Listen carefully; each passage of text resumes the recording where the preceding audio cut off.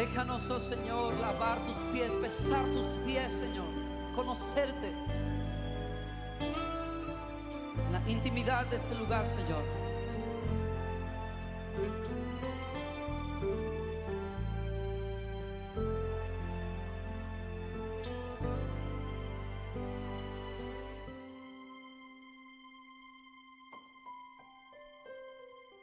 Junto a tus pies quiero posar, por tu amor dejarme llevar. Junto a tus pies no sé articular, ninguna voz tiene lugar. Junto al Maestro me quiero sentar, decirle le amo en oración, tocar tu manto, Señor, lavar los pies de mi Dios, saber que mi corona es estar junto a ti, tocar tu manto, Señor, lavar los pies de mi Dios, saber que mi corona es estar junto a ti.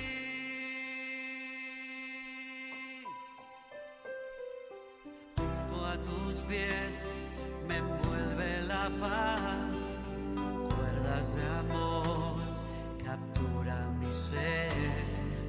Junto a tus pies tu voz atraviesa mi alma y mi ser, que tanto te anhela. Junto al Maestro me quiero sentar,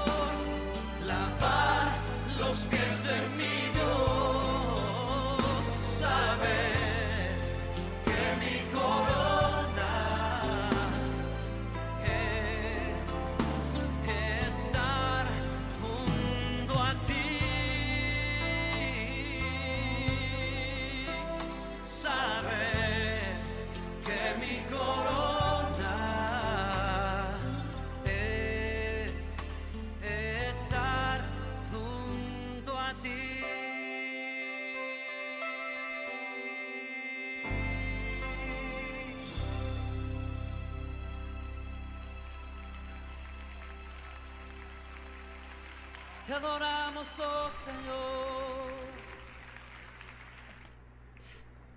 Buenos días, mis hermanos. El Padre Eterno les continúe bendiciendo. Gracias le doy al Señor porque me permite en este inicio de semana poder estar aquí con ustedes y poder compartir su santa y bendita palabra.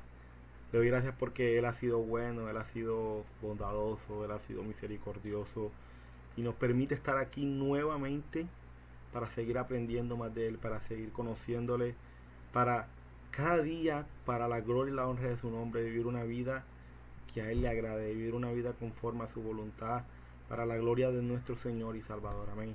El Señor les bendiga a todos, el Señor les guarde, y en este inicio de semana vamos a seguir compartiendo lo que es el capítulo 7 de Mateo. Hoy vamos a compartir desde el verso 13 hasta el verso 23, y me gozo porque sé que el Señor nos hablará a través de lo que vamos a aprender en estos versos, porque realmente va a ser de mucha bendición, de mucha bendición. Entonces, antes que nada vamos a orar primeramente para que sea el Señor tomando el control de todo, para que sea Él direccionándonos y para que sea Él hablándonos hoy a través de su palabra. Amén. Entonces oremos, mis hermanos. Señor, mi Rey, Padre, te damos gracias porque tú nos permites, Señor, en este inicio de semana poder estar aquí, Señor, delante de ti, poder estar aquí, Señor, mi Rey, compartir y conocerte más. Padre, gracias porque tú, Señor, has sido bueno. Gracias porque tú has sido bondadoso, Señor, y misericordioso para con nosotros. Porque no merecemos estar aquí, Señor. Porque no merecemos, Señor, mi Rey, ni siquiera, Padre, llevar el título, Señor, de ser llamados hijos tuyos. Pero por tu misericordia, por tu amor, por tu bondad, por tu fidelidad, es por ello, Señor, que aquí estamos, Padre. Y te damos gracias, Señor, porque todo ha sido gracias a ti y por ti. Padre, en tus manos, Señor, está nuestra vida. En tus manos, Señor, mi Rey, colocamos esta semana que inicia, Padre. En tus manos colocamos, Señor, mi Rey, todo lo que vayamos a hacer y que seas tú glorificándote. Padre, y que en estos momentos, Señor, que estaremos compartiendo tu palabra, te pedimos, Señor, que seas tú tomando el control de todo. Que seas tú, Señor, recibiendo toda gloria y toda honra, Padre. Que seas tú, Señor, mi Rey, tomando las palabras, Señor, de este servidor tuyo, Padre, para que seas tú, Señor, hablando a tu pueblo, Señor. Te lo pido, Padre eterno. Gracias porque sé que tú has sido bueno. Gracias porque sé que tú has sido bondadoso. Te pido que tomes el control de todo, mi Rey, para que seas tú recibiendo la gloria en medio de este momento. Padre, gracias, Señor, te doy por mis hermanos que están escuchando.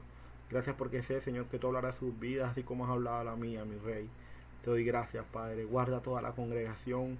Guarda, Señor, a cada hermano. Señor, bendícele. Guarda a nuestro pastor. Guarda a su familia. Guarda este país, Colombia, esta ciudad, Cartagena. Señor, bendícela, Padre. Y ayúdanos, Señor, a salir adelante para la gloria de tu nombre. Para que en todo lo que hagamos, Señor, en esta vida, te demos a ti la gloria. Gracias, Señor, porque tú has sido bueno y siempre lo serás. En tus manos está nuestra vida. En tus manos colocamos este momento en el nombre amado de nuestro Salvador, Yeshua, Jesús. Amén y amén. Bueno, mis hermanos, no siendo más, vamos a iniciar y vamos a ver lo que el Señor quiere enseñarnos hoy a través de su santa y bendita escritura. Entonces, vamos a ver, fíjense, aquí les muestro. Si se dan cuenta, hoy vamos a iniciar desde el verso 13 porque hayamos, primeramente, en la primera parte del capítulo 7, hayamos tomado desde el verso 1 hasta el verso 12. Ahora vamos a tomar del verso 13 al verso 23. Realmente tenía pensado este capítulo dividirlo en dos partes solamente, o sea, terminarlo hoy, pero el terminarlo hoy quizás implicaba tomar algunos puntos muy rapidito y no quería eso realmente. Entonces por eso me tomé la tarea de dividirlo en tres partes, ¿cierto? Aun cuando no era mi plan desde un comienzo, pero pues así sucedió. Entonces le doy gloria al Señor por eso, porque sé que por algo Él así lo permite. Entonces, fíjense, vamos a ver lo que el Señor quiere enseñarnos hoy. Vamos a leer primeramente estos versos del 13 al 14. Vamos a leer en la versión Reina Valera, versión que es traducida del griego al español. Vamos a leer.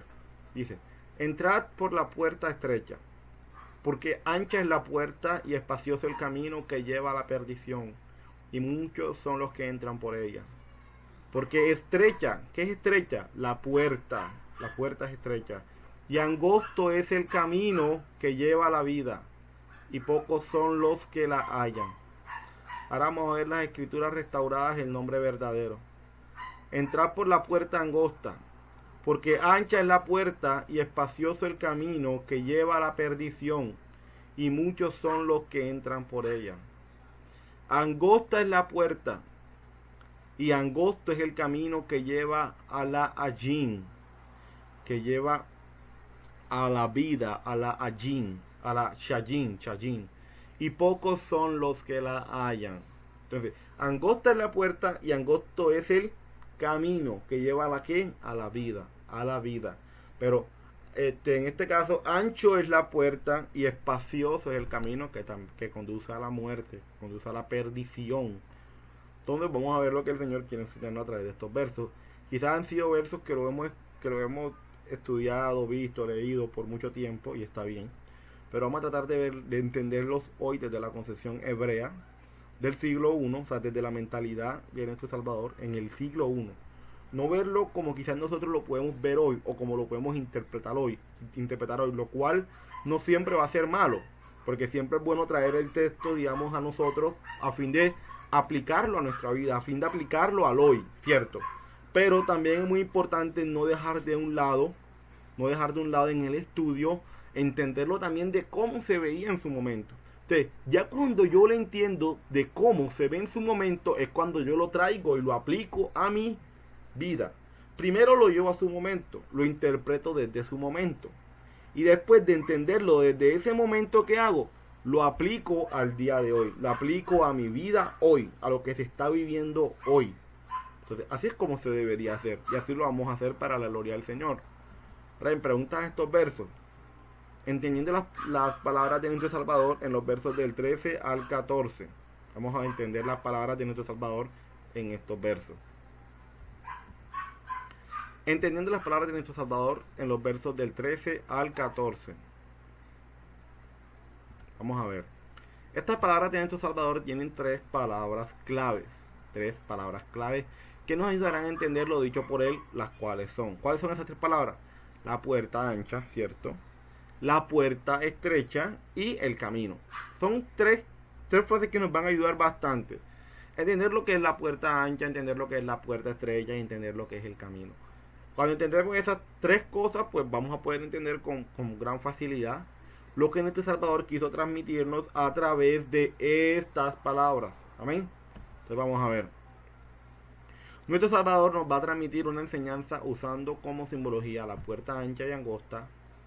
Pero, ¿por qué usa esta ejemplificación? ¿Qué lo llevó a hacerlo? O sea, ¿qué lo llevó a nuestro Salvador a enseñarnos algo a través de esta simbología? De una puerta ancha, de una puerta angosta. O sea, ¿qué lo llevó a eso? ¿Qué lo conllevó a usar este ejemplo para enseñarnos algo? Vamos a ver. Debemos entender, y aquí entendemos lo que llevó a nuestro Salvador a usar esta ejemplificación, en entender que en los tiempos de nuestro Salvador, las ovejas vivían en una especie de redil hecho de piedras, donde había un espacio bastante angosto, donde solo podía pasar una oveja a la vez. Veamos la siguiente imagen. Fíjense, en esa imagen les estoy mostrando de que así eran más que todos los rediles en ese momento. ¿Cómo eran? Eran todos cubiertos de piedra, ¿cierto? Y había un espacio bastante angosto, pero bastante angosto, para que las personas pasaran. Pero hasta, en este caso, obviamente no eran personas, ¿eran qué? Eran las ovejas quienes pasaban por ahí. Y era bastante, pero bastante angosto como tal. Entonces, fíjense que cuando está viendo esta imagen, me recordé una serie que estoy viendo, una serie bíblica. Creo que si no estoy mal, es la serie de Jacob. Pero está muy entrelazada con lo que pues obviamente sucedía en ese momento y con otros personajes también bíblicos. Entonces, viéndolo, pues mostraban cómo en ese momento cuidaban a la oveja. Hicieron como una ejemplificación. Y en esa ejemplificación es una imagen, o sea, lo que muestran es así como se está mostrando acá, en la imagen que les estoy mostrando a ustedes. Y es que ciertamente es un espacio cubierto de piedras y que hay un espacio pequeñito, totalmente angosto, para que pasaran las ovejas. ¿Y por qué eran angostos? ¿Por qué eran angostos? Ojo, esto es muy importante. Porque cuando el pastor iba a entrar a las ovejas, él debía contarlas. Y obviamente, si el espacio es bastante ancho, ¿qué va a pasar? Pues van a entrar todas enseguida, ¿cierto? Y él no va a contar si realmente están todas las ovejas completas. Porque puede suceder que una oveja se extravió. Entonces, claro, él sabe eso al momento de ir contando las ovejas. Entonces, claro, el espacio no podía ser ancho, debía ser angosto, para que pasara una oveja a la vez y así él pudiese contar a las ovejas y darse cuenta si las ovejas estaban completas. Por eso la puerta debía ser estrecha, porque al pasar una oveja a la vez, el pastor podría saber si todas las ovejas estaban completas. Ahora bien, en los rediles que uno ve hoy, ¿cierto? Uno ve que este espaciecito que está ahí donde pasan las ovejas tienen una puerta, ¿cierto? Pero ¿qué pasaba? De que en ese momento eso no tenía puerta, o sea, no tenía nada que lo cubriera, o sea, ese espacio estaba siempre ahí. Pero ¿quién cuidaba ese espacio de día y de noche? El pastor, y eso lo vamos a ver ahorita. Miente, el pastor se acostaba en la puerta para que las ovejas no se salieran en la noche, es decir, que el redil no tenía puerta, sino que el pastor era la que era la puerta, o sea, el pastor, que hacía el pastor, el que cuidaba las ovejas en ese momento, ojo, todo en ese momento, ¿qué hacía? Se acostaba en la puerta para que así las ovejas no salieran. Por eso es que se dice que el pastor da la vida por sus ovejas. El pastor tenía que estar pendiente, cuidándolas, y estando cuidando ese espacio pequeñito para que las ovejas no pasaran.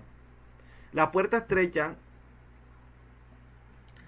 que es el pequeño espacio por donde pasaban las ovejas para poder entrar e ir, estando nuestro Salvador representando por la puerta estrecha.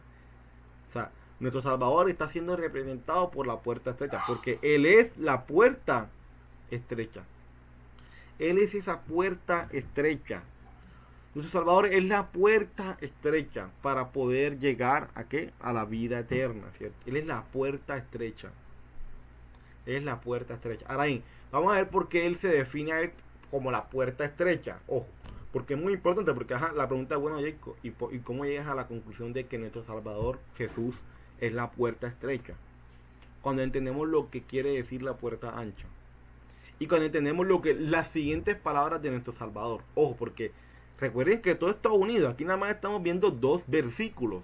Pero cuando empezamos a ver los siguientes versículos, que son los que vamos a ver ahora, nos vamos a dar cuenta de qué es lo que está hablando nuestro Salvador. Entonces, entendemos ya así, se lo estoy diciendo así en pleno, la puerta estrecha es nuestro Salvador. Pero Jacob, ¿por qué lo dice? Bueno, vamos a entender lo que es la puerta ancha. Los falsos maestros de la palabra de Dios. Y ya que como eran muchos los falsos maestros, por esa razón era más fácil entrar por la puerta ancha que por la puerta angosta. La puerta ancha, ¿quién es? Los muchos maestros en ese momento, intérpretes de la palabra, pero ¿qué hacían? La interpretaban ¿qué? Mal. Interpretaban los mandamientos mal. Por eso es que nuestro Salvador dice en el capítulo 5, yo no he venido a abolir, a cancelar. ¿Pero a cancelar por qué? Porque cuando tú malinterpretas el mandamiento, tú cancelas el mandamiento. O sea, yo no he venido a malinterpretar el mandamiento. Más bien yo he venido a cumplir, o sea, a revelar la verdadera interpretación del mandamiento. Por eso es que dice, o sea, hay muchos maestros a los que ustedes pueden ir, ¿cierto? Pero todos ellos hacen parte de la puerta estrecha, porque como son tantos, pues es tan fácil acceder a ellos porque son muchos. Entonces es fácil entrar por la puerta estrecha, porque ellos les hablan, pero no les hablan de la verdadera interpretación de la palabra, ¿cierto? En cambio solamente yo, aunque soy uno, y es difícil, ¿cierto? Porque obviamente era difícil que entendieran las palabras de nuestro Salvador, era difícil. Aún así yo soy la puerta estrecha, y esta puerta estrecha es la que les conduce a la vida. ¿Por qué la puerta es ancha? Vuelvo y repito, porque como habían tantos falsos maestros, ¿cierto? Tantos falsos profetas, ¿qué va a pasar? Pues obviamente era más fácil entrar por la puerta ancha, por la puerta donde hay muchos falsos profetas, a los cuales tú puedes acudir. Pero por la puerta estrecha, donde solamente es uno quien enseña, ¿cierto? Y que en este caso, tú entre todos esos profetas, tú elijas a ese, o digas, o por la ayuda del Padre, pues tú digas, no, este es el que tiene la razón, este es el que está interpretando las cosas bien. Pues es difícil, ¿cierto? Porque es difícil entrar por esa puerta estrecha, O sea, es difícil identificar que entre muchos profetas solamente hay uno quien tiene, en este caso, la razón, llevándolo a nuestro Salvador, llevándolo a que solamente era Él quien podía dar la interpretación correcta de la palabra del Señor, porque Él es la misma palabra, y por ser la misma palabra, pues no va a negar la palabra de Dios, al contrario, la va a afirmar, revelando la verdadera interpretación del mandamiento. Amén. Continuemos.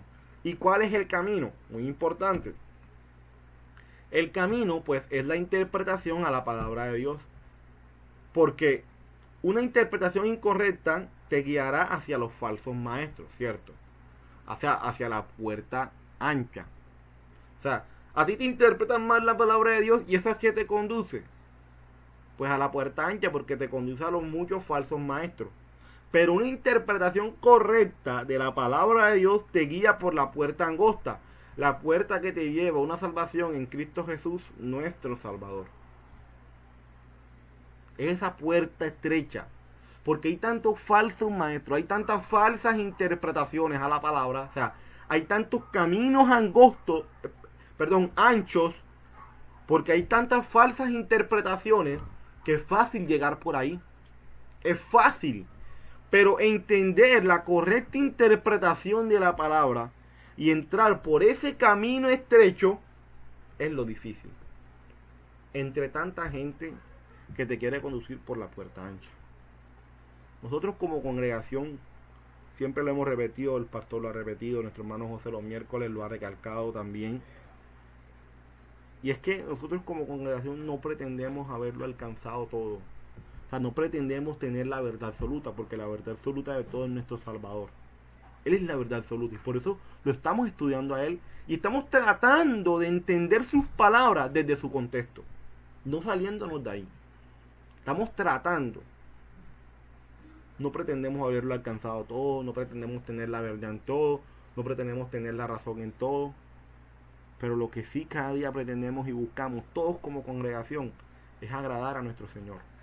Es obedecer su palabra, obedecer lo que allí está escrito, no quitando ni añadiendo nada, como dice Deuteronomio. No quites ni añadas nada, obedécelo todo tal cual. Así tal cual nosotros como congregación nos esforzamos, nos esforzamos por hacerlo. Porque ahora tampoco, pues imagínense, porque sigamos hoy vemos muchas congregaciones que dicen, no, es que este es el camino estrecho, este es el camino estrecho. O sea que las otras están totalmente equivocadas. No, mis hermanos. El camino estrecho es nuestro Salvador. Y Él salva a quien quiere. A quien quiere. Por quien Él tiene misericordia. Como dice Romanos 9. No se trata de quien quiere ni de quien corre. Sino de quien el Señor tiene misericordia. ¿Amén? Pero ya entendemos desde el contexto de nuestro Salvador que el camino estrecho, ¿cuál es? La correcta interpretación. Porque la correcta interpretación te guía al buen maestro, te guía a nuestro Salvador. Pero la mala interpretación que hace, pues te aleja de Él, te aleja de la palabra del Señor, te aleja de la obediencia a los mandamientos y te aleja de nuestro Salvador. ¿Cierto? Porque si te alejas de la obediencia a los mandamientos, pues te alejas también de nuestro Salvador. Porque Él es la misma palabra de Dios que vino a cumplirse. Amén. Y que vino a mostrarnos cómo es que se debe cumplir. ¿Y cuál fue la base ¿Y cuál fue la base que nuestro Salvador dejó con base a la interpretación de la palabra de Dios? Aquí está. Esta fue la base que Él nos dejó. En Mateo 5, del 17 al 9, donde Él inicia su gran sermón del monte, en el capítulo 5. Dice en el verso 17, no penséis que he venido para abrogar, o sea, malinterpretar. Ojo, aquí hay algo muy importante. Y es que abrogar, como nosotros lo conocemos en la versión Reina Valera, abrogar, ¿qué significa? Cancelar, oprimir. Eso significa abrogar, cancelar. Abrogar no significa malinterpretar. Pero ojo, ¿por qué yo coloco malinterpretar? Porque lo estoy interpretando desde lo que sucedía en ese momento. ¿Qué era lo que sucedía, Jacob? Sucedía lo siguiente. Y es que como ya les he dicho antes y les he venido diciendo, y es que en ese momento había muchos maestros, ¿cierto? Muchos maestros que creían tener la verdad a la interpretación de la palabra. Pero ¿qué hace nuestro Salvador? Los empieza a corregir a ellos. Porque les empieza a mostrar que la interpretación que ellos tenían no era la interpretación correcta. Entonces nuestro Salvador les empieza a exhortar. Pero ¿qué pasa? Cuando ellos malinterpretaban un mandamiento que hacían, abrogaban, cancelaban el verdadero mandamiento. Porque ¿qué pasaba? La gente ya no obedecía el mandamiento, sino que ¿qué obedecía? Obedecía la mala interpretación que ellos tenían del mandamiento. Entonces, con malinterpretar el mandamiento, ¿qué hacían? Abrogaban, cancelaban el mandamiento, porque lo malinterpretaban. Entonces, por eso yo coloco malinterpretar.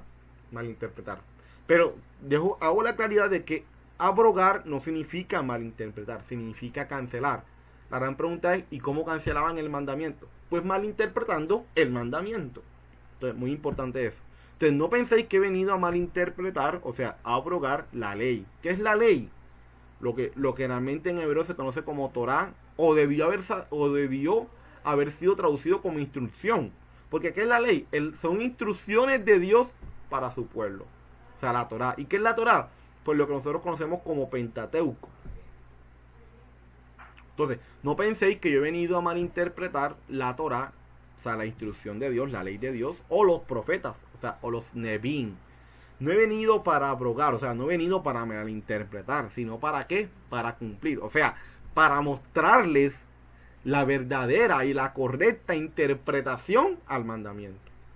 Porque de cierto os digo que hasta que pasen el cielo y la tierra, la gran pregunta es, ¿el cielo y la tierra ha pasado? Bueno, hasta que eso no suceda, ¿qué dice el Señor? Ni una jota, o sea, ni una yod, ni una tilde pasará de la ley del Pentateuco. O sea, hasta que el cielo y la tierra existan, el Pentateuco, lo que el Señor dejó como sus instrucciones, ¿qué debe hacer el pueblo del Señor? Guardarlo.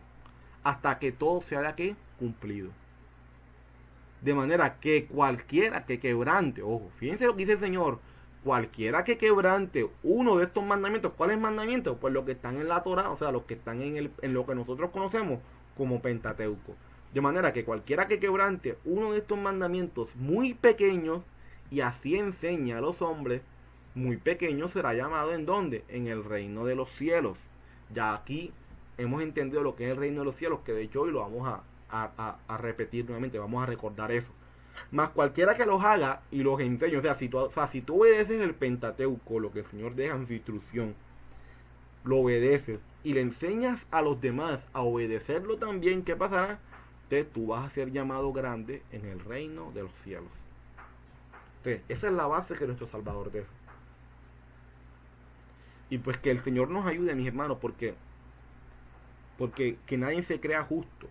Porque no, ya yo guardo este mandamiento, entonces ya yo soy ya, o sea, ya se creen como que en este caso ya los santos, los que ya merecen ir al cielo. No, mis hermanos, no caigamos en ese error. No caigamos en ese error. No caigamos en ese error porque pues sería un error grande. O sea, obedezcamos, pero obedezcamos para agradar a nuestro Señor. Obedezcamos, pero obedezcamos para hacer su voluntad, para agradarlo a Él, no para ser visto por los hombres. Porque ahí estaríamos pecando, por mucho que obedezcamos. Porque al final el Señor pues solo conoce los corazones. O sea, y Él sabe para qué tú lo haces. Si lo haces para que el hombre te vea o lo haces para que el Señor te vea. Entonces que el Señor nos ayude a hacerlo, pero hacerlo para Él, mis hermanos, para Él. Y solo para Él. Ahora bien, ya vimos el verso 13 y el verso 14.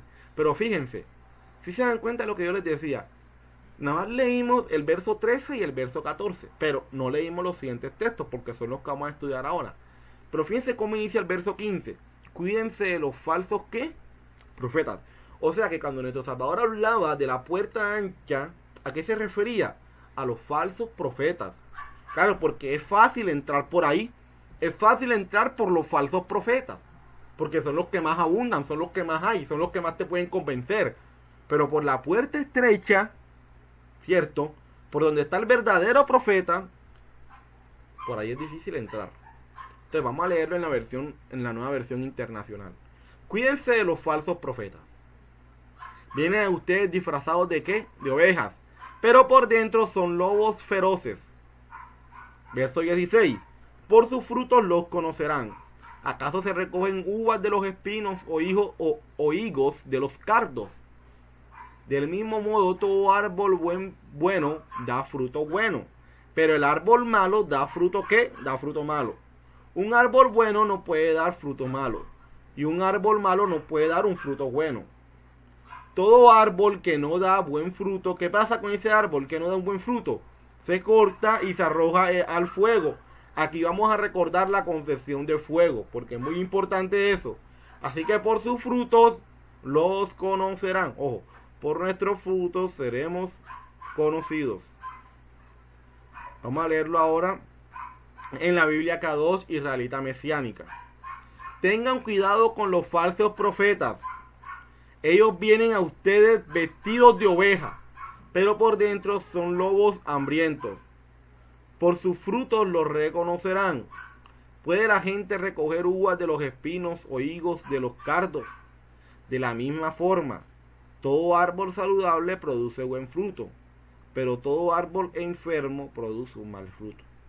Un árbol saludable no puede dar mal fruto, ni un árbol enfermo dar un ¿qué? Un buen fruto. Todo árbol que no produce buen fruto es cortado y echado ¿a qué? Al fuego. Así que por sus frutos los conoceréis. Vamos a ver las preguntas que le hacemos a estos textos aquí. Estamos en el verso 15 y 20. Vamos a verlo del 21 al 23. Vamos a ver el verso del 15 al 20. ¿Cuál era la concepción de profeta en el siglo I y cuál era la función del profeta? Muy importante eso. ¿Cómo se reconocía un falso profeta? Cierto, porque nuestro Tabaré está hablando de un falso profeta, pero la pregunta es, ¿y cómo se reconocía en ese tiempo que era un falso profeta? Muy importante. ¿Qué es dar buen fruto o mal fruto? Y vamos a recordar la concepción de fuego o infierno en el siglo I. Entonces vamos a ver. ¿Cuál era la concepción de profeta en el siglo I y cuál era la función del profeta? Vamos a ver cuál era la concepción de profeta que existía en el siglo I. Vamos a ver. La palabra profeta en hebreo es la palabra nebín o nabí. Ojo, es la palabra nebín, que ellos se dan cuenta en la versión hebrea que vimos, ¿cierto? Dice nebín. Cuidado de los falsos nebín, de los falsos profetas. Esta palabra proviene del verbo nabú, que significa llamar. Llamar. Fíjense que la palabra profeta proviene de un verbo en hebreo, y es el verbo nabú, que significa que llamar. Entonces ya con esto nos damos cuenta y estamos viendo cuál es la función del profeta. ¿A qué llamaban los profetas? O sea, el profeta tenía la función, pero ¿qué función tenía el profeta? La función de llamar, pero ¿de llamar qué? ¿A qué llamaban los profetas? Los profetas llamaban al pueblo al arrepentimiento. Ustedes pueden leer todos los profetas, Isaías, Jeremías, el profeta Oseas, el profeta Zacarías, etcétera. Pueden leer todos los profetas y se van a dar cuenta que el objetivo principal del profeta, ¿cuál era? Conducir al pueblo a un verdadero ¿qué? Arrepentimiento. Pues el pueblo está extraviado, está adorando ídolos, ¿Y qué hace el Señor? Pues llama al profeta para que el pueblo se conduzca a un verdadero arrepentimiento. Le hacía ver al pueblo el pecado para que el pueblo se arrepintiera y se volviera al Señor.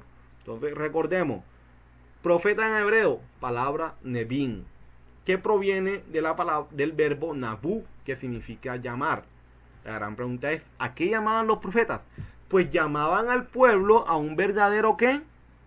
Arrepentimiento. Entonces vamos a ver, el profeta transmitía, ¿qué transmitía el profeta? Pues las instrucciones de Dios al pueblo, a fin de que el pueblo volviera de su pecado y obedeciera al Señor. Claro, si el profeta quería que el pueblo se arrepintiera, ¿qué tenía que hacer? Exponerle su pecado. Después de exponerle su pecado, ¿qué debía hacer? En este caso, transmitirles la palabra del Señor, los mandamientos del Señor, para que así el pueblo deje el pecado y empiece nuevamente a obedecer los mandamientos del Señor.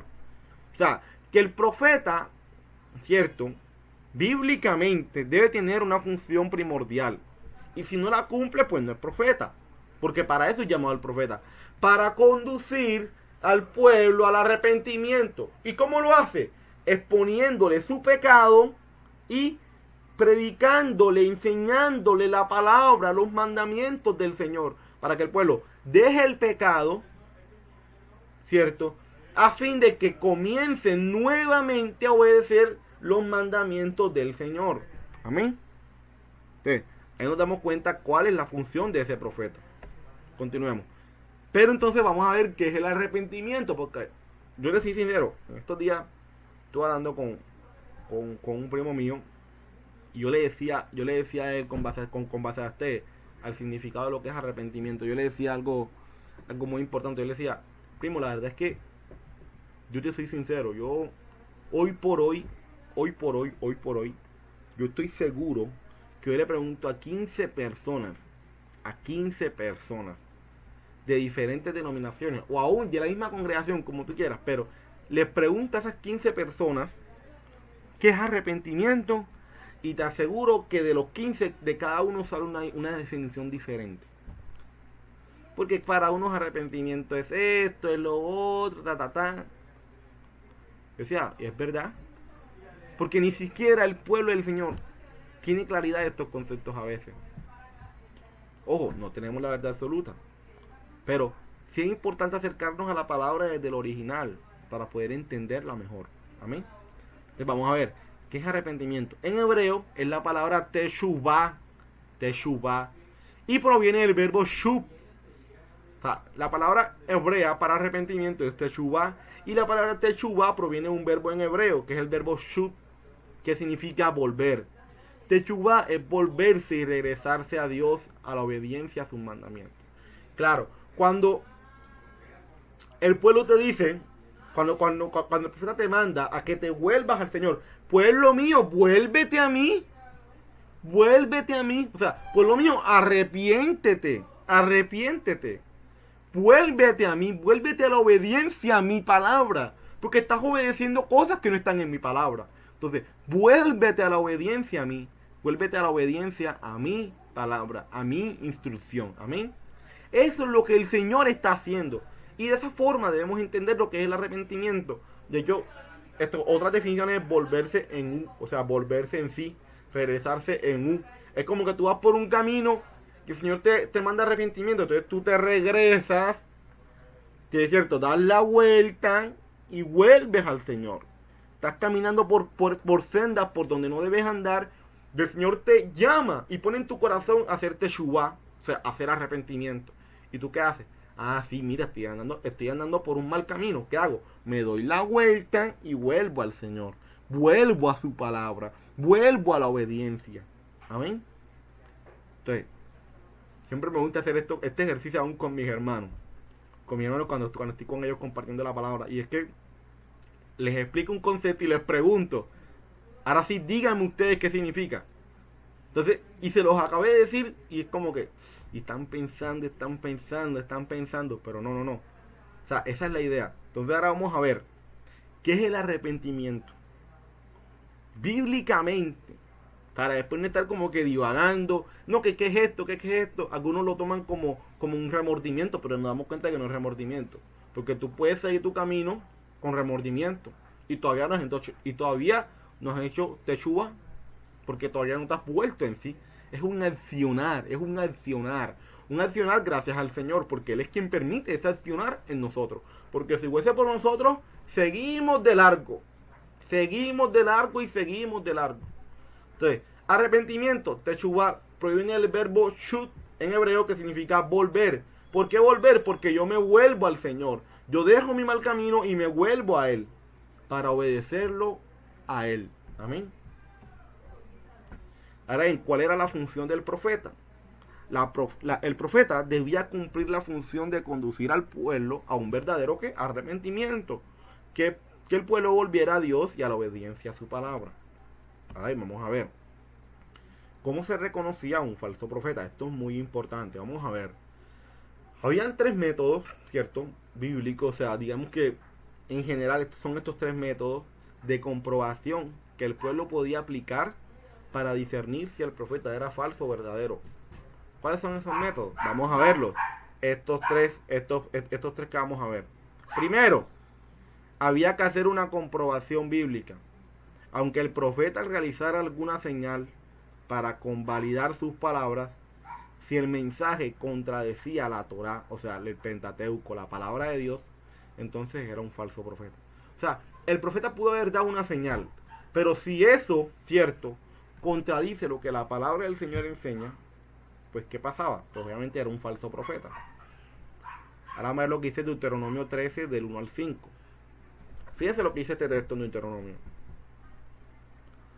Cuando en medio de ti aparezca algún profeta o visionario y anuncie algún prodigio o señal milagrosa, si esa señal o prodigio se cumple y él te dice, vayamos a rendir culto a otros dioses. O sea, la señal se cumplió.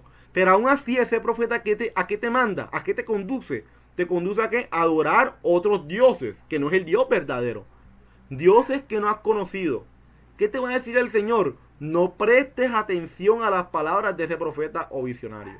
O sea, si hay un profeta hoy que te anuncia una visión, que te anuncia algo y se cumple, pero aún así ese profeta, ese llamado profeta, te está conduciendo a desobedecer la palabra del Señor y sus mandamientos, ¿qué te dice el Señor? No lo escuches. No lo escuches. No prestes atención a sus palabras.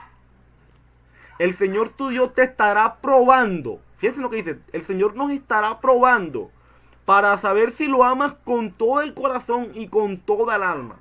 Claro, porque imagínate, si el profeta te dice, no, que vas a tener esto, y tú le sigues al profeta y sigues con el profeta, pero el profeta te está conduciendo a desobedecer la palabra del Señor, ¿dónde está tu corazón? ¿En el Señor o en el profeta? ¿O en lo que te diga el profeta? ¿O en lo que entre comillas te dé el profeta? Ojo, porque es el Señor quien nos estará probando en ese momento. Entonces, tenemos que cuidar y saber a quién, digamos, en este caso, cuidar bien y mirar bien el testimonio de esa persona antes de, porque si te guía a eso, si te conduce a desobedecer la palabra y los mandamientos, no lo escuches. Verso 4. Solamente al Señor tu Dios debes seguir y rendir culto. Punto. ¿Qué te dice? Cumple sus mandamientos y obedécelos. ¿Cuáles mandamientos?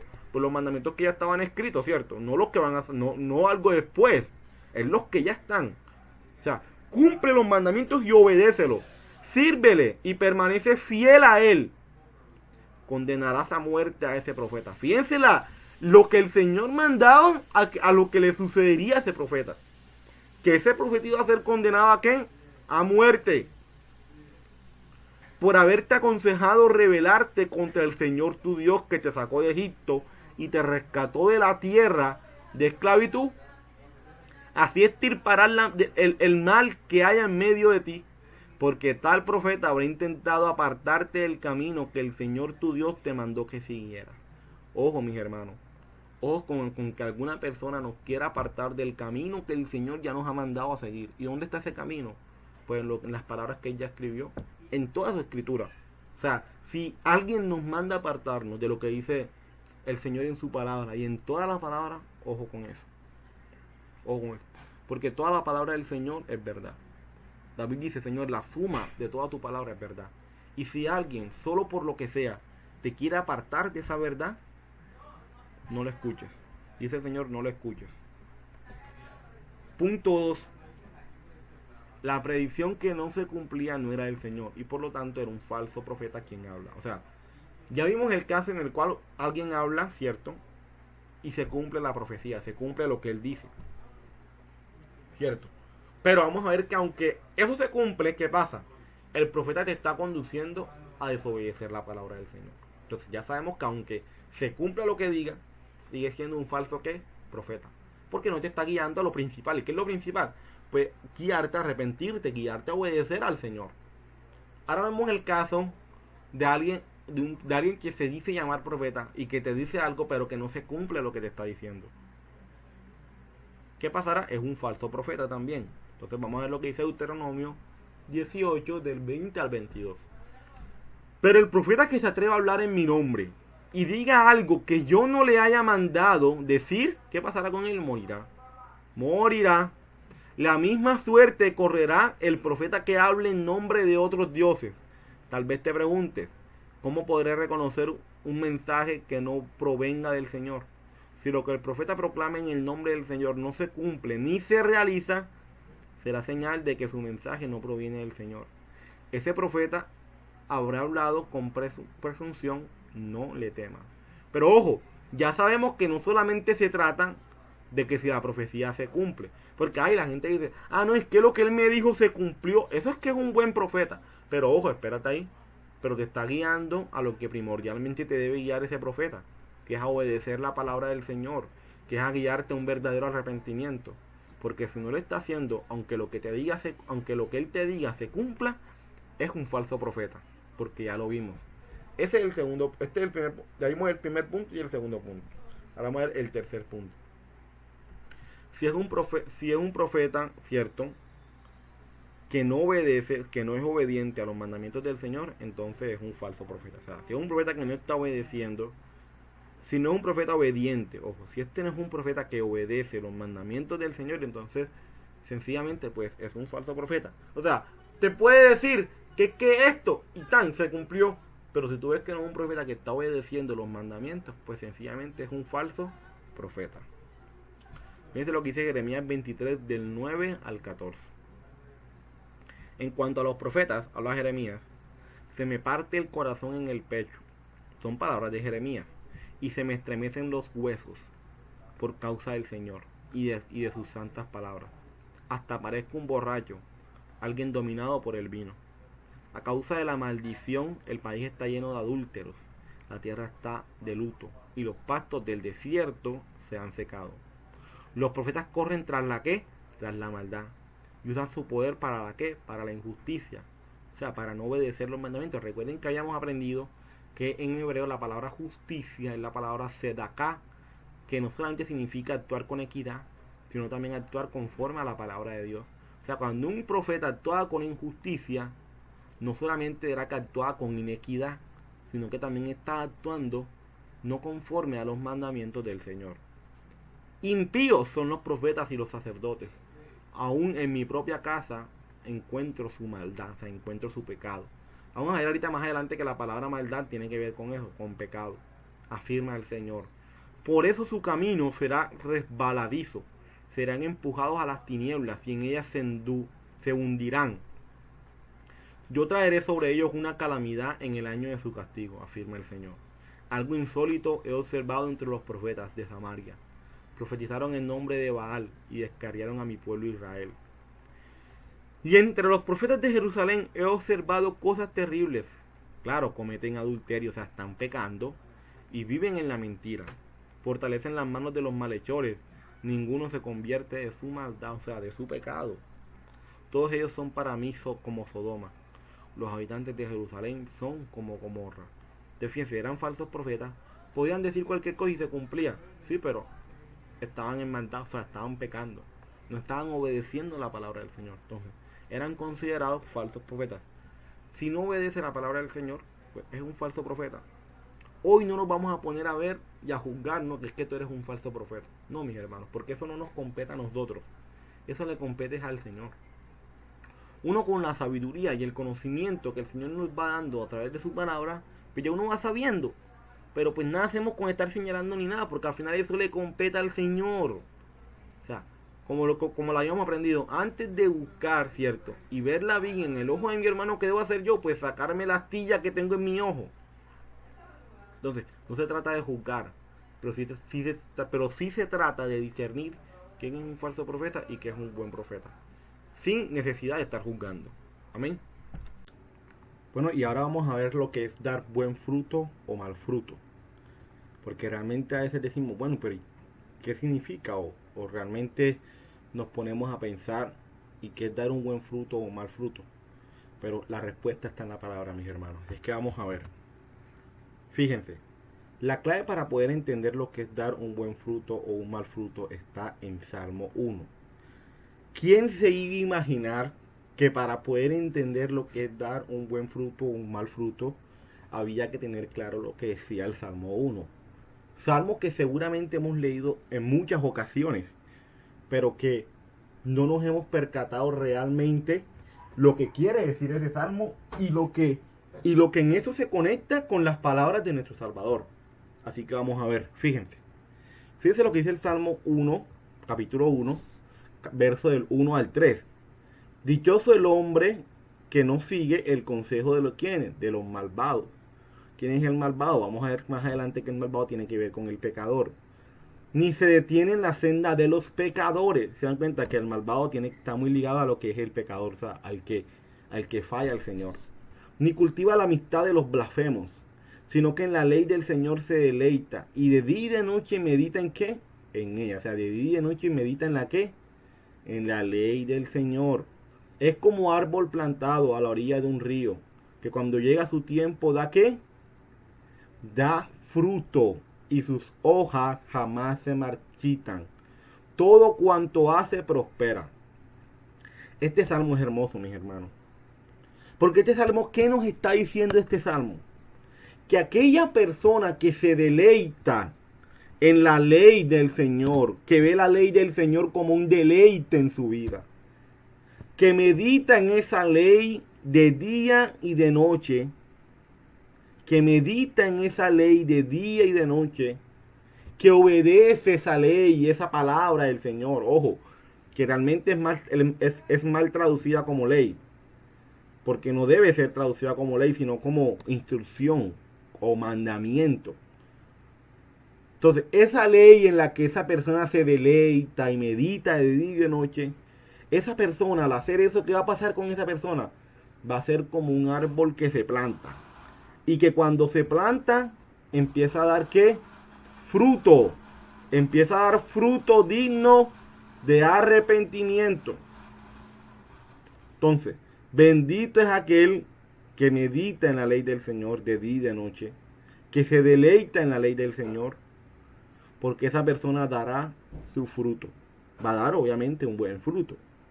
Entonces aquí ya nos damos cuenta que el obedecer la palabra, el deleitarse en la palabra, el meditar en la palabra del Señor, en su ley, en sus mandamientos, te va a llevar a dar un ¿qué?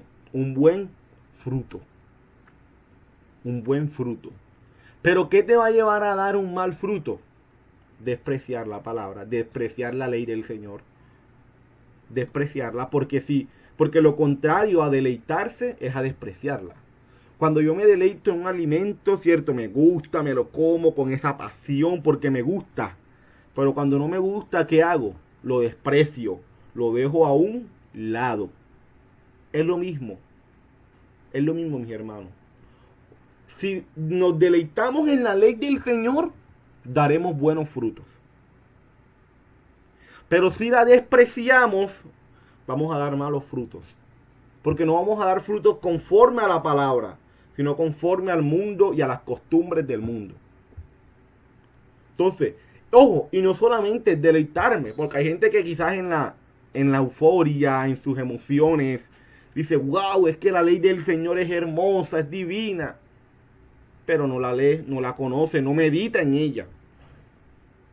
Entonces no se trata solamente de que sea para ti un deleite. Es que si para ti es un deleite, tú debes meditar en ella de día y de noche. Pregúntate, mi hermano, ¿estás meditando en la ley del Señor de día y de noche? ¿O será que sencillamente la estás despreciando? Porque cuando te deleites en ella y cuando medites en ella, serás como un árbol plantado que dé buen fruto. Por eso es que el Señor dice, por sus frutos los conoceréis. O sea, por tus frutos voy a conocer si te deleitas en la ley del Señor y si meditas en ella de día y de noche. Por tu fruto me voy a dar cuenta. Entonces fíjense lo que sigue diciendo. Entonces entendemos que dar buen fruto es deleitarse, meditar y obedecer la ley del Señor. Y pues dar mal frutos es lo contrario, que sería mirar la ley del Señor con desprecio, no meditar en la ley del Señor y tampoco obedecer la ley del Señor. El mal fruto, cuando tú estás dando mal fruto, es porque no te estás deleitando en la ley del Señor es porque no estás meditando en la ley del Señor y por lo tanto pues vas a dar un mal fruto. Por lo tanto vas a dar un mal fruto. Entonces, ¿cuál era la ley del Señor para el rey David? ¿Cuál era la ley del Señor para el rey David? Vamos a ver. Porque esto es muy importante. Para el rey David no existía ni esperaba lo que nosotros conocemos como Nuevo Testamento. Es por eso que debemos tener presente que lo único que tenía el rey David es lo que nosotros conocemos como Pentateuco, que en hebreo es llamado Torá. El rey David lo único que tenía a su mano, y en lo cual él se deleitaba y él meditaba de día y de noche, eran lo que nosotros hoy conocemos como Pentateuco. Porque ni siquiera todos los profetas estaban escritos. Ni por ahí tampoco Pablo, ni Mateo, ni nada por el estilo. Nada de eso estaba. Solamente estaba lo que nosotros conocemos como Pentateuco. Eso era lo que estaba. Y en eso era lo que David se deleitaba de día y de noche. Y meditaba de día y de noche. La gran pregunta es, ¿tú te deleitas en eso? ¿O lo ves como un desprecio? Porque al deleitarte y al meditar de día y de noche, te aseguro que vas a dar buen fruto. Pero el no hacerlo te va a llevar a dar mal fruto. Fíjense lo que dice, cómo lo dice la Biblia Kadosh Israelita Mesiánica, es una versión hebrea. Dice: bendecido es el hombre que no ha caminado en el consejo de los perversos, y no ha estado en camino de pecadores, ni se ha sentado con los escarnecedores. ¿Qué pasa con esa persona? Su delicia, ¿dónde está? Está en la Torá de Yahweh. O sea, está en los mandamientos del Señor. Está en obedecer su palabra. Está en cada día vivir conforme al Señor y sus mandamientos. Y en eso él medita de día y de noche, en la Torá del Señor. Esa persona es como un árbol plantado junto a corrientes de agua, que da su fruto en temporada. Sus hojas nunca se marchitan, todo lo que hace prospera. Bueno, ¿será que tú meditas y tú te deleitas en la Torá del Señor? Recordemos que la Torá es la palabra desde el hebreo. Pero como les digo, pero para nosotros es lo que nosotros conocemos como Pentateuco, Entonces vamos a continuar. Nuestro Salvador reconoce que había muchos falsos profetas porque no estaban obedeciendo los mandamientos del Señor, sino que más bien estaban anulando el mandamiento por seguir mandamientos de ¿qué? De hombres. Claro, había muchos falsos profetas porque ellos ¿qué hacían? Engañaban al pueblo, ¿cierto? Haciéndole creer que estaban obedeciendo la palabra del Señor, pero no. Lo que estaban haciendo era obedeciendo mandamientos de hombre. Porque lo que estaban obedeciendo era la mala interpretación de ellos al mandamiento. Entonces fíjense, es por esta razón que nuestro Salvador dice que al final esos falsos profetas serán echados en el fuego. Al final los falsos profetas van a ser echados al fuego. Eso es lo que va a pasar con los falsos profetas. Que al final ellos van a ser echados al fuego. Pero la pregunta es, ¿cuál fuego? Debemos entender esa terminología de fuego en el siglo I. Pero ¿cuál fuego? ¿A qué hace referencia eso? Vamos a verlo. Vamos a recordar la concepción de fuego o infierno en el siglo I. Es muy importante esto, entender la concepción de fuego o infierno en el siglo I. Ya esto lo habíamos visto antes, pero es bueno recordarlo porque dice nuestro Salvador que estos falsos profetas van a ser echados al fuego.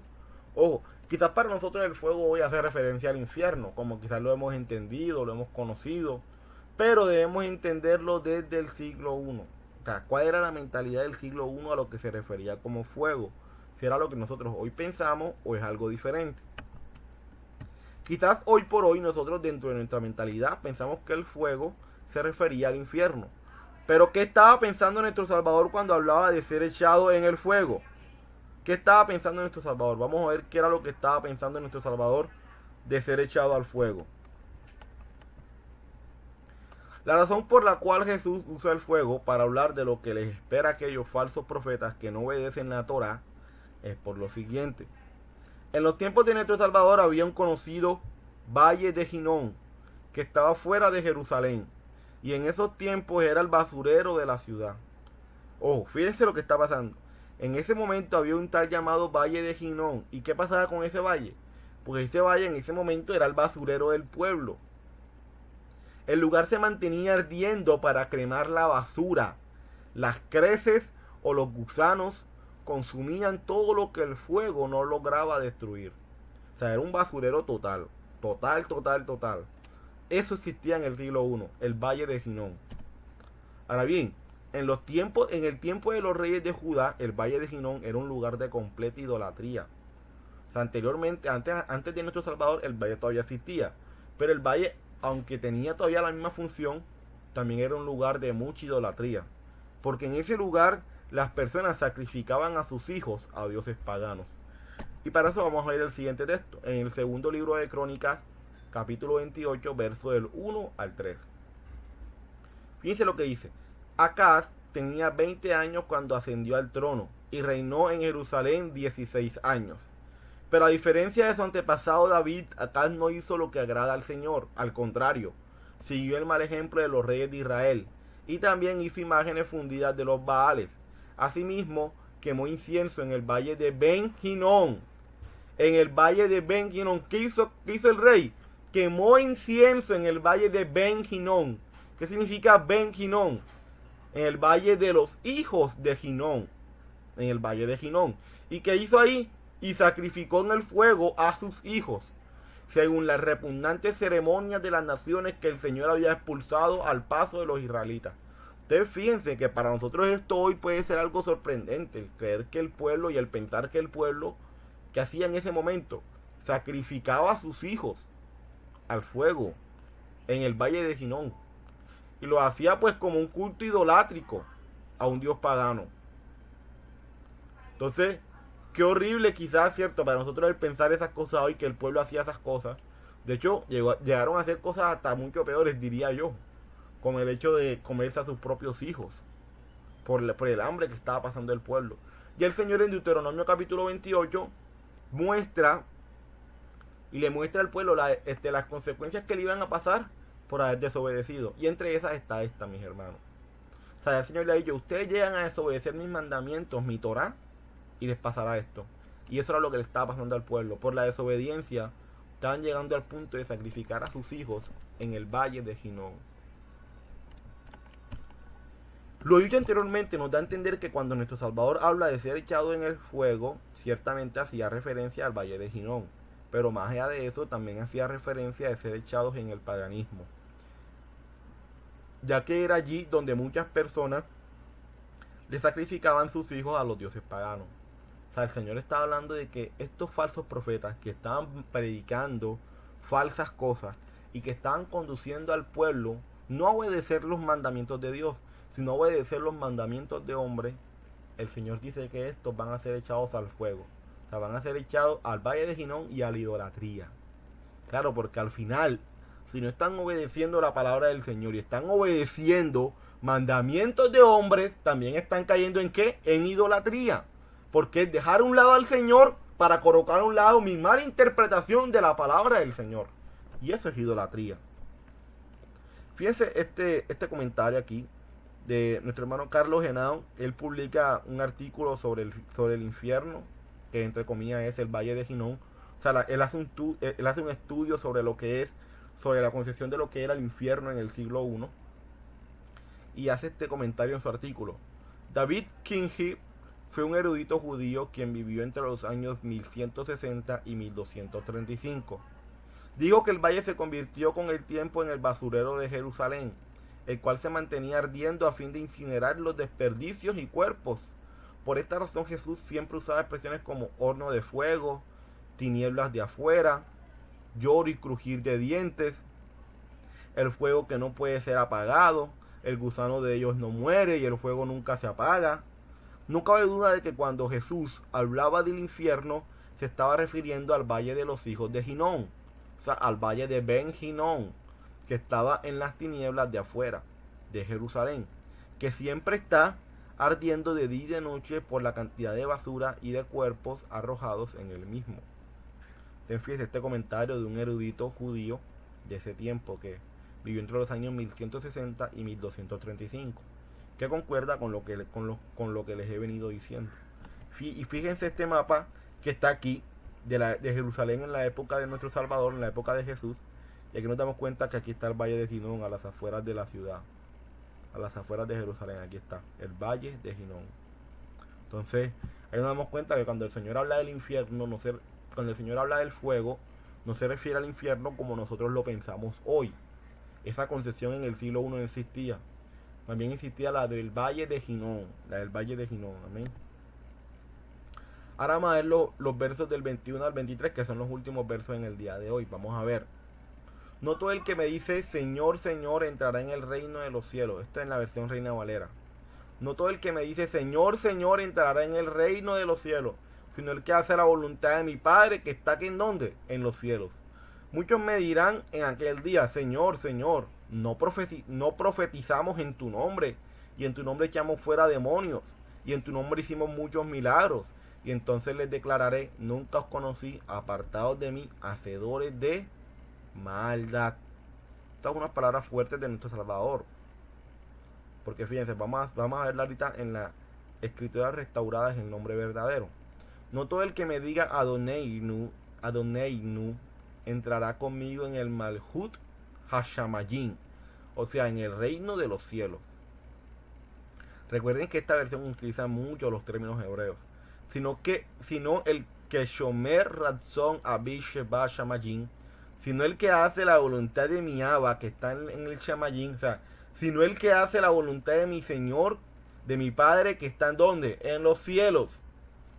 O sea, no todo el que me dice Señor, Señor va a entrar en el reino de los cielos, sino el que hace la voluntad de mi Padre que está en donde, en los cielos. Muchos me dirán en aquel día, Adoneinu, Adoneinu, no profetizamos en tu nombre, y en tu nombre echamos fuera Shadim, o sea, demonios, y en tu nombre no hicimos maravillosos Misbab y Nisim. Y entonces les declararé, nunca les conocí, apartados de mí, mi Mefer Katuf. ¿Qué significa Mefer Katuf en hebreo? Transgresores de la Torah. Transgresores de la Torah. Entonces vamos a ver las preguntas que le hacemos a estos versos. Primera pregunta, ¿qué es entrar en el reino de los cielos? Sí, porque realmente que yo creo que el entender esto nos va a ayudar a entender muchas cosas en ese pasaje. ¿Qué es hacer la voluntad de nuestro Padre que está en los cielos? No, hay que hacer la voluntad de nuestro Señor que está en los cielos. ¿Pero qué significa eso? ¿Qué significa eso? ¿Qué quiere decir eso? También lo vamos a aprender. ¿Y qué es un hacedor de maldad? ¿Qué es un hacedor de maldad? Vamos a ver. ¿Qué es entrar en el reino de los cielos, mis hermanos? ¿Qué es entrar en el reino de los cielos? Cuando ustedes piensan que en entrar en el reino de los cielos, ¿qué se imaginan? Pues lo que hemos seguido la secuencia del estudio de Mateo, pues ya podemos entender lo que es la expresión reino de los cielos, ¿cierto? Bueno, pero ahora, ¿qué significa entrar al reino de los cielos? Vamos a ver. Como ya lo hemos explicado antes, porque realmente ya lo hemos explicado antes, la expresión el reino de los cielos hace referencia a los mandamientos de Dios. ¿Y por qué hace referencia a los mandamientos de Dios? O sea, Jacob, ¿tú dónde sacas el hecho de que los reinos de los cielos hace referencia a los mandamientos de Dios? Bueno, vamos a verlo. Porque en el siglo I, ojo, todo esto es desde la mentalidad del siglo I. O sea, desde nuestra mentalidad del reino de los cielos puede ser cualquier otra cosa menos lo que le voy a decir. Pero lo estamos viendo desde la mentalidad del siglo I. Porque en el siglo I un reino no era un reino porque tenía una constitución que lo regía. Si un llamado reino no tenía esto, entonces no era reino. Por tal razón, el reino de Dios no es más que la constitución del reino de los cielos. O sea, del reino de Dios. ¿Y cuál es la constitución del reino de Dios? Sus mandamientos. O sea, ¿qué es lo que debemos entender, mis hermanos? Que en la concepción del siglo I, en la mentalidad del siglo I, la palabra reino no es que yo tenga un soldado con un rey y eso es tener un reino. O el tener un ejército y un presidente y eso es tener un reino. No, mis hermanos, no es eso, no es eso. En la mentalidad del siglo I, un reino era un reino porque tenía una constitución. Porque tenía una constitución. ¿Por qué se consideraba Roma como un reino en el siglo I? Porque tenía una constitución que lo regía. Y el pueblo que estaba cautivo en ese momento tenía que regirse a esa constitución, aunque no quisiera. Pero era un reino porque tenía una constitución que lo regía. ¿Por qué se habla del reino de los cielos? Porque nuestro Dios que está en los cielos, Él tiene una constitución que lo rige. ¿Y cuál es esa constitución? Sus mandamientos. Sus mandamientos es esa constitución. Entonces sigamos. También debemos recordar que decir el reino de los cielos o el reino de Dios es lo mismo. Significa lo mismo. Pero ¿por qué decir el reino de los cielos y el reino de Dios significa lo mismo? Porque en el siglo I, y aún muchas personas hoy por hoy, guardan un profundo respeto por pronunciar el nombre de Dios. Entonces, para no decir el nombre de Dios, decían la palabra cielo, que hace referencia a Dios. La palabra cielo en el siglo I hacía referencia a que Dios está sobre todo, siendo Él el Altísimo y el dueño de todo. O sea, por eso es que decir el reino de los cielos es lo mismo que decir el reino de Dios. Solo que no decían la palabra Dios, o sea, no decían el nombre del Señor, pues por respeto al Señor. Entonces, para no decir el nombre del Señor, lo que decían era algo que hiciera referencia a Él. En este caso la palabra Shamayim, o sea, cielo. ¿Y por qué cielo? Porque así como el cielo está sobre toda la creación, ¿cierto? Así el Señor también está sobre toda la creación, siendo Él el dueño de toda la creación, siendo Él el Altísimo. Amén. Ahora bien, fíjense. La palabra reino se puede entender como constitución, como mandamiento, ¿cierto? Según lo que ya les comenté el porqué. Y el término de los cielos o el término cielo puede hacer referencia al Señor, al Altísimo, a Dios. Entonces, decir el reino de los cielos es decir la constitución, los mandamientos de Dios. Fíjense que puede ser traducido así: la constitución del Altísimo, o los mandamientos del Altísimo, o los mandamientos de Dios. Entonces, entrar en el reino de los cielos es entrar en la obediencia a la constitución del reino de Dios. Has entrado en el reino de los cielos. La gran pregunta que nos debemos hacer hoy, mis hermanos, todos nosotros, todos, hemos entrado en el reino de los cielos. O sea, realmente nos hemos procurado entrar en la obediencia a la constitución del Señor. Entrar en la obediencia a la constitución de su reino, que son sus mandamientos. O sea, preguntémonos hoy si hemos entrado en la obediencia a los mandamientos del Señor. Preguntémonos eso hoy. Si tú sientes que has entrado en la obediencia a los mandamientos del Señor, dale gloria al Señor por eso. Porque nada tenemos por lo cual debamos gloriarnos, mis hermanos. Porque si el Señor nos ha guiado a nosotros, a muchos de nosotros, a entrar en la obediencia a los mandamientos del Señor, es porque Él así lo ha puesto en nuestro corazón. No ha sido por nosotros, no ha sido porque nosotros seamos los más prodigiosos o algo así por el estilo. Si entramos allí es por misericordia del Señor. Por eso, mis hermanos, el entrar en la actitud de que yo sí estoy entrando en el reino de los cielos y tú no, es una actitud de alguien que realmente no ha entrado en el reino de los cielos. Y que seguramente está obedeciendo por una razón diferente que darle la gloria a Dios. Mis hermanos, yo siempre he dicho algo, se lo he dicho aún a mis hermanos cuando comparto con ellos la palabra. Yo les he dicho a ellos algo muy importante que quiero que ellos siempre lo mantengan claro. Y es que cuando nosotros vayamos a obedecer la palabra, obedezcámosla para nosotros. O sea, no pretendamos que porque yo la obedezco, ahora todos la tienen que obedecer. Porque es que eso no me corresponde a mí, eso le corresponde al Señor. A uno le corresponde compartir, enseñar, mientras el Señor nos los permita, en los tiempos que Él nos los permita, ¿cierto?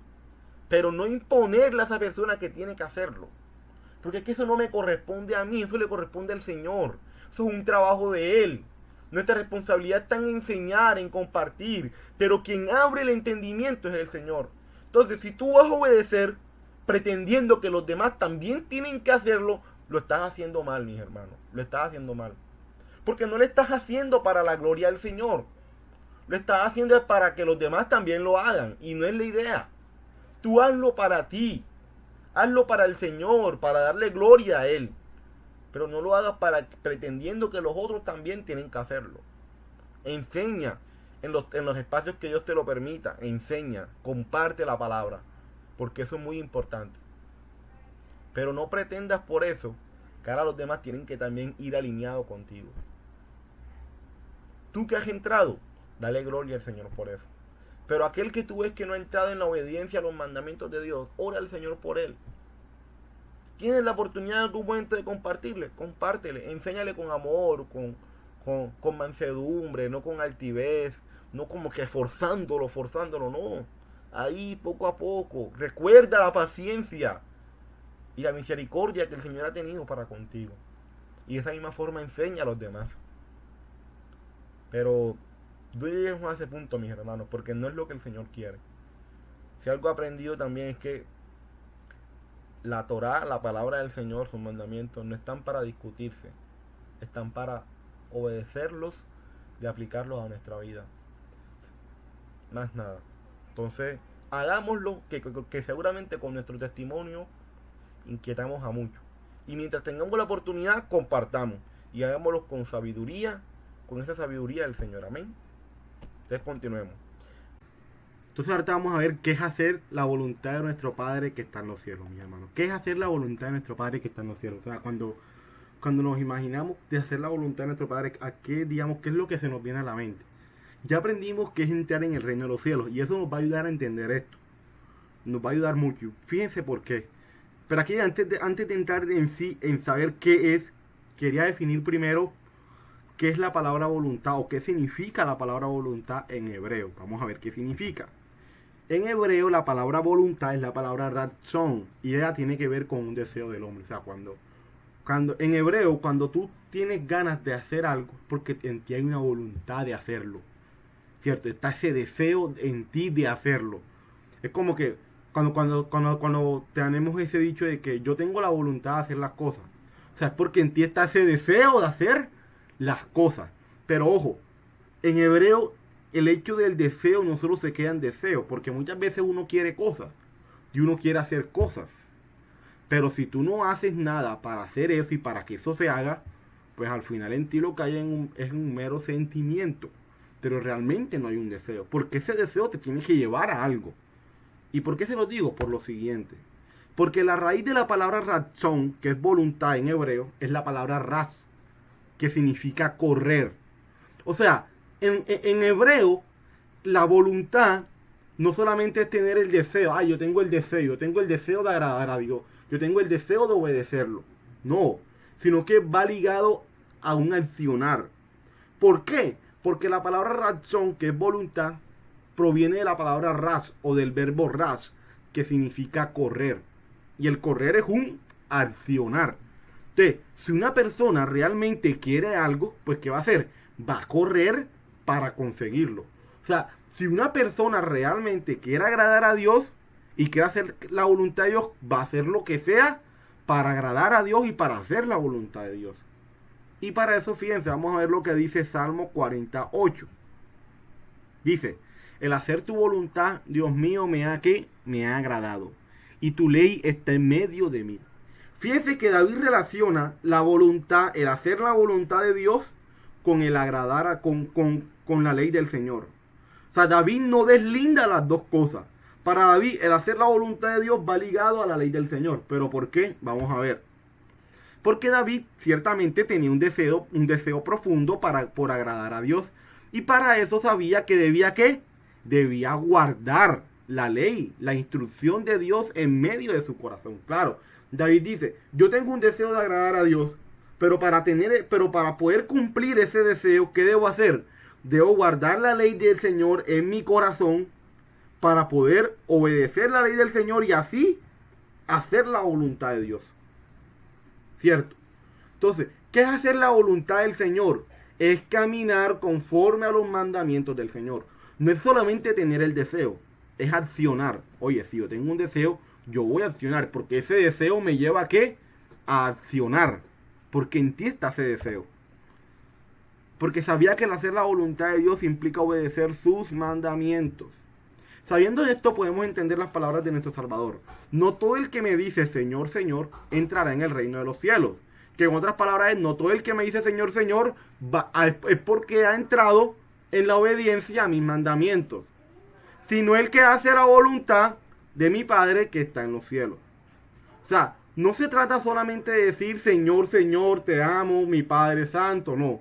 Se trata de accionar, se trata de hacer, se trata de obedecer los mandamientos del Señor. Entonces, ¿qué está diciendo nuestro Salvador? No todo el que me diga Señor, Señor es porque realmente me obedece, sino que se trata del que realmente quiere hacer mi voluntad, sino que se trata del que realmente quiere obedecer mis mandamientos. Entonces vamos a continuar. Ahora bien, vamos a ver por último qué es un hacedor de maldad. ¿Qué es un hacedor de maldad? Vamos a ver. Para poder entender lo que es un hacedor de maldad, ¿cierto? Debemos saber lo que es la maldad. Y para eso lo veremos desde el griego y desde el hebreo. Vamos a ver desde el hebreo y desde el griego qué es un hacedor de maldad. Vamos a ver. Desde el hebreo, vamos a ver. Para eso vamos a ver Éxodo 34:7. Que guarda misericordia a millares, que perdona la iniquidad, la rebelión y el pecado, y que de ningún modo tendrá por inocente al malvado. Que visita la iniquidad de los padres sobre los hijos, y sobre los hijos de los hijos hasta la tercera y cuarta generación. Éxodo 34:7. En este verso la palabra iniquidad o maldad es la palabra abón, que significa maldad, iniquidad, pecado, castigo, iniquidad. Como lo vemos, la maldad está ligada al pecado. ¿Y qué es el pecado? Pues infracción de la ley. O sea, cuando yo peco es porque yo infrinjo la ley. ¿Y qué es hacer maldad? Es pecar. ¿Y qué es pecar? Infringir la ley. O sea que desde el punto de vista hebreo, un hacedor de maldad es aquel que incumple los mandamientos del Señor. Salmo 38:18, fíjense lo que dice. Por tanto, confesaré mi maldad y me contristaré por mi pecado. Claro, David relaciona la maldad que hay en él con su pecado, porque va ligado. Porque cuando yo hago maldad, yo peco. Y cuando yo peco, yo infringo los mandamientos del Señor. Por eso es que las versiones hebreas traducen esa expresión y que apartados de mí, hacedores de maldad, ellos lo traducen como apartados de mí, transgresores de mi Torah. O sea, transgresores de mi instrucción, de mis mandamientos. Porque un hacedor de maldad desde el punto de vista hebreo es aquel que infringe, que va en contra de los mandamientos del Señor. Ahora bien, vamos a verlo desde el punto de vista griego, que realmente es lo mismo. En griego la palabra maldad es la siguiente, anomía, anomía. Esa es la palabra maldad en griego. Y significa iniquidad, iniquidades, maldad, ley, injusticia. Ustedes recuerden que en su momento yo les expliqué a ustedes lo que significa injusticia, justicia en hebreo. Y que la palabra justicia es la palabra sedakah, ¿cierto? Y yo les había enseñado de que la palabra sedakah no solamente tiene que ver con actuar con equidad, o sea, el hacer algo justo, algo bueno, no. También tiene que ver con actuar en santidad, o sea, actuar conforme a la palabra de Dios. ¿Eso qué quiere decir? Que el actuar con injusticia es lo contrario. Actuar con injusticia es actuar en contra de la palabra de Dios. Entonces, fíjense por qué se los digo. Porque ahorita vamos a dividir la palabra anomía en lo que se divide, en el término a y en el término nomía. Porque ahí está la clave, desde el punto de vista griego. El término a, ¿cierto? En griego significa en contra de. Y el término nomía significa ley o instrucción. Entonces, anomía, ¿qué quiere decir? En contra de la ley, en contra de la instrucción del Señor. O sea que aún desde el punto de vista griego, un hacedor de maldad es aquel que está en contra de la ley, de la instrucción del Señor. Entonces por eso es que en otras palabras es como si nuestro Salvador dijera, apártense de mí aquellos que están en contra de mi ley, de mi instrucción. Mi hermano, la gran pregunta es, ¿nosotros hoy por hoy estamos en contra de la ley del Señor o estamos a favor? ¿O nos deleitamos en ella? Y eso es lo que el Señor quiere llevarnos el día de hoy, mis hermanos. A deleitarnos en su ley, en sus mandamientos. Amén. Entonces, me alegro, mis hermanos, que el Señor nos ayude a cada día a mejorar, a cada día avanzar, a cada día crecer en obediencia y cada día vivir una vida que solamente a Él le agrade. Amén. que solamente a Él le agrade. Que no importa lo que diga el mundo, que no importa lo que digan los demás, que no importa lo que piensen otros. Lo importante es lo que el Señor piense de nosotros. De presentarnos delante de Él como esos corderos dignos, que no tienen nada de que avergonzarse en esta vida. Amén. Porque cada día procuramos vivir una vida que solamente a Él le agrade. Entonces, mis hermanos, no siendo más, vamos a orar ya para terminar esta enseñanza de hoy. Oremos. Padre eterno, tú que has sido bueno, tú que has sido santo, santo, porque solo tú eres santo, Padre. 3 veces santo. Como dice el texto, Señor, en hebreo, Kadosh, Kadosh, Kadosh, eres tú, mi Rey. Santo, santo, santo. Solamente tú estás realmente y completamente apartado del pecado. Nosotros somos esos servidores, Padre, que en tu misericordia, amor, escogiste para vivir para ti, para darte gloria a ti. Gracias porque tú has sido bueno y porque tú nos has permitido en este momento poder estar aquí, compartir tu palabra y aprender más de ti. Te pido, Señor, que nos perdones por nuestros pecados, por nuestras fallas y que nos ayudes, Señor, a vivir una vida agradable a tus ojos. Gracias porque tú, Señor, has sido bueno, Padre. Gracias porque tú has sido bueno y bondadoso, Señor. Gracias, Padre Santo. Gracias por este momento, Señor. Ayúdanos a darte gloria en lo que resta del día. Para que todo lo que hagamos, Señor, lo hagamos para tu gloria. Aún, Señor, en lo que resta esta semana y en este inicio de esta semana. Ayúdanos, Padre. Tú eres bueno, tú eres bondadoso y para siempre son tus misericordias. Alabado sea tu nombre, mi Rey. Gracias te damos por todo, Señor. En el nombre amado de nuestro Salvador, Yeshua. Te damos gracias, mi Rey. Amén y amén. Bueno, mis hermanos, el Señor les bendiga a todos. Ya saben, el día miércoles con nuestro hermano José Alfredo para el estudio de Hot, que realmente está muy muy bueno. Los amigos de Hot son una cosa tremenda realmente. Pero gloria al Señor porque de todas esas cosas estamos aprendiendo. Amén. El día sábado, el día del Señor, día de reposo, nos encontramos con nuestro pastor estudiando los mandamientos. Estamos estudiando los mandamientos y realmente que ha sido de mucha bendición conocer esos mandamientos, porque a veces ni los conocíamos, a veces leíamos la palabra y ni por ahí. Pero el conocerlos y el saberlos aplicar a nuestra vida, entiendo que la palabra del Señor nunca pasa, que es eterna. Por lo tanto, debemos más bien, en vez de decir, ya no hay que cumplirlo, es decir, cómo yo aplico ese mandamiento a mi vida hoy. Es eso. Y eso lo estamos estudiando con nuestro pastor los días sábados en la mañana, amén. Y pues con este servidor nos encontramos ya el día domingo nuevamente para seguir estudiando Mateo. Ya saben que para el próximo domingo finalizamos el capítulo 7 y ya después estaríamos nuevamente para poder retomar lo que es ya seguir con el capítulo 8. Entonces, mis hermanos, el Señor les bendiga a todos, que el Padre Eterno les guarde, les bendiga y que tengan una semana excelente para la gloria del Señor. Pero que sobre todo sea una semana en la cual obedezcamos su palabra, que es lo más importante. Es lo más importante, amén. El Señor les